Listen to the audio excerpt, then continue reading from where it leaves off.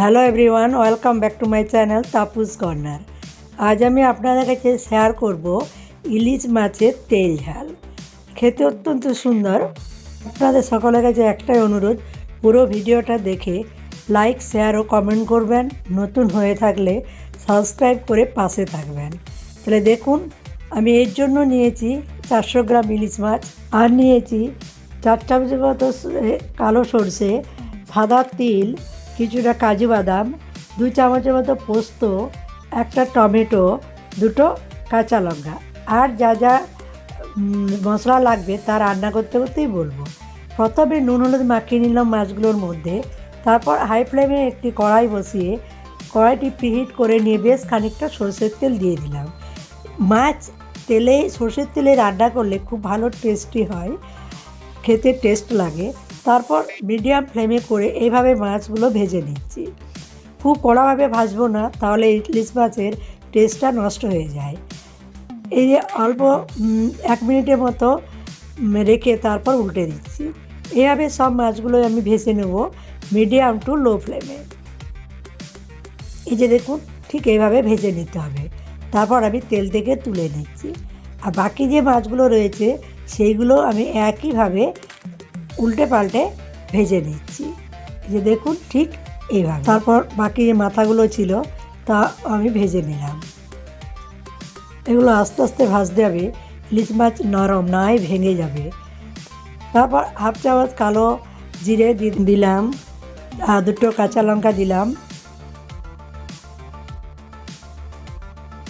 নাড়াচাড়া করে 2টো মিডিয়াম সাইজের পেঁয়াজ এভাবে টুকরো করে দিয়ে দিলাম। একটু মিডিয়াম ফ্লেমে এভাবে ভেজে নেব। অল্প পরিমাণ লবণ দিলাম, এতে তাড়াতাড়ি পেঁয়াজটা নরম হয়ে যাবে এবং ভাজা হয়ে যাবে। তারপর পরিমাণ মতো হলুদ দিয়ে দিচ্ছি। তেলের মধ্যে হলুদটা দিলে কাঁচা গন্ধটা থাকে না এবং রান্নার কালারটা খুব ভালো আসে। কাশ্মীরি রেড চিলি পাউডার 1/2 চামচের মতো দিয়ে দিলাম, এতে রঙটা খুবই সুন্দর আসবে। দিয়ে দিচ্ছি একটা টমেটো, এভাবে টুকরো করে দিয়ে দিলাম এবং এভাবে নাড়াচাড়া করে নরম হওয়া পর্যন্ত নাড়াচাড়া করে নিচ্ছি। এভাবে নাড়াচাড়া করে মিশিয়ে নিতে হবে লো ফ্লেমে কিন্তু। তারপর এই যে পেস্ট বানিয়েছিলাম যে মশলাগুলো তা আমি এর মধ্যে দিয়ে দিলাম। যেহেতু কাজু রয়েছে তাহলে এটা ক্রমাগত নাড়তে হবে, না হয় তলায় যদি কড়াইয়ে লেগে যায় তাহলে কিন্তু পেস্টটা মোটেই ভালো আসবে না। বাটি দেওয়া জলও অল্প পরিমাণ দিয়ে দিলাম। আপনার যেমন গ্রেভি প্রয়োজন সেই অনুযায়ী জলটা দেবেন। অল্প পরিমাণ তেঁতুল দিয়ে দিলাম, এতে খেতে বেশ টক টক লাগবে, টেস্টটা খুবই ভালো আসবে। 2টো কাঁচা লঙ্কা চিড়ে দিয়ে দিলাম। আপনি যদি ঝাল খেতে পছন্দ করেন তাহলে আপনি আপনার টেস্ট অনুযায়ী ঝালটা দিতে পারেন।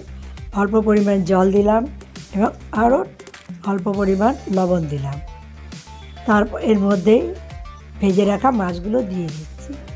লো ফ্লেমে এটা আস্তে আস্তে আমাকে 10 থেকে 15 মিনিট ফুটিয়ে নিতে হবে। নরম হয়ে যাবে এবং খেতেও খুবই ভালো লাগবে। এই যে একে একে দিয়ে দিলাম এবং লো ফ্লেমে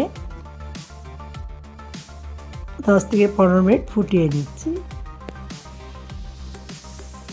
এখানে ঢাকা দেওয়া যাবে না, যেহেতু সরষে আছে, ঢাকা দিলে গ্রেভিটা তেতো লাগবে। এই যে দেখুন, এভাবে আমি ফুটিয়ে নিলাম। তারপর গ্যাসের ফ্লেমটা আমি বন্ধ করে দিয়ে একটা প্লেটের মধ্যে তুলে নিচ্ছি। যদি আপনাদের রেসিপিটা ভালো লাগে তাহলে অবশ্যই লাইক, শেয়ার, কমেন্ট করবেন। নতুন হয়ে থাকলে সাবস্ক্রাইব করে পাশে থাকবেন। পাশে থাকার বাটনটি অবশ্যই প্রেস করবেন পরবর্তী ভিডিওর নোটিফিকেশান পাওয়ার জন্য। অলরেডি সাবস্ক্রাইব করে থাকলে আপনাকে অসংখ্য ধন্যবাদ। এই দেখুন, একটা প্লেটে আমি তুলে নিয়েছি। নমস্কার, সুস্থ থাকবেন, ভালো থাকবেন। Thanks for watching.